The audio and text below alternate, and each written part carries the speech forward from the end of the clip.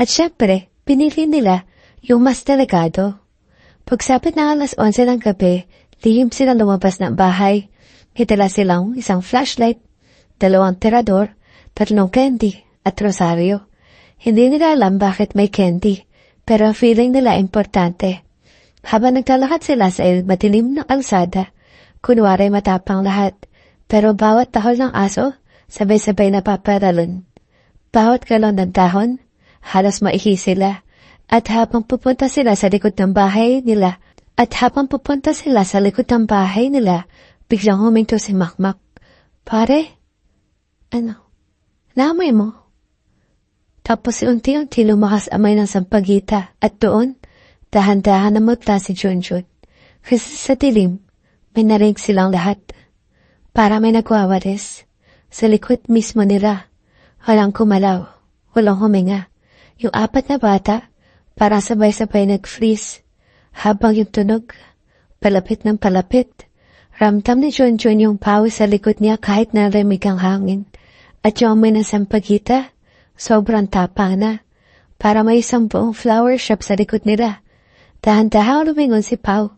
Tapos biglang, ay nanay ko. Nagtakbuhan silang 4. Walang lingon-lingon, walang tropa-tropa. Kanya-kanyang buhay na. Habang tumatakbo sila sa gitna ng dilim, nahulog sinelas ni Makmak. Pero hindi na niya pinulot. Bahala na yun, ayoko mamatay. Yung flashlight naman ni Pau, kumikistap-kistap. Parang horror movie na low budget. At si Lenden, habang tumatakbo, kumakain pa rin ng candy.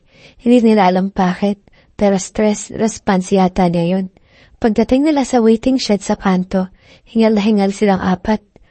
Tahimik muna, tapos sabay-sabay silang nagsalita. May nakita ako, matanda mo, puti, may walis. At doon sila sabay-sabay tumahimik ulit, kasi para-para silang may nakita. Hindi imagination, hindi pusa, hindi kapitbahay. May madamdang babae talaga nakatayo sa dilim at nagwawalis. Pare, uwi na tayo. First time yun na manarinig nila matakot si Makmak. Usually kasi si Makmak yung tupong may nawala atad sa kung ano-anong kwento. Pinsan sinabi pa niyang ampun daw siya ng engkanto. Kamukha naman niya tatay niya. Pero ngayon, mukhang gusto na niyang magsimba. Ano kaya yun? Bulong ni Pau. Tapos dahan-dahan nagsalita si Junjun. Baka siya yung tagakuha ng swerte.